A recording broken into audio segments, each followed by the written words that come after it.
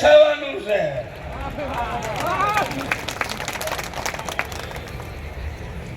આજે આ આનંદ ઉત્સાહ અને ઉમંગનો પવિત્ર દિવસ અને એક વિનંતી તમારા દીકરા તરીકે હાથ જોડીને કરું છું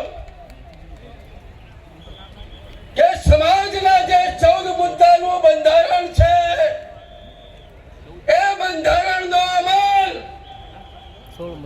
આજથી નક્કી કરો કે આ અમલ હું મારા ઘરમાં કરાવીશ, પછી પાડોશી કહેવા જઈશ.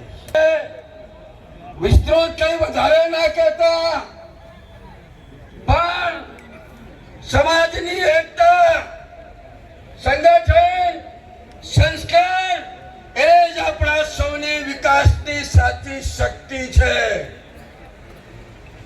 મેં કાલે ટોટલા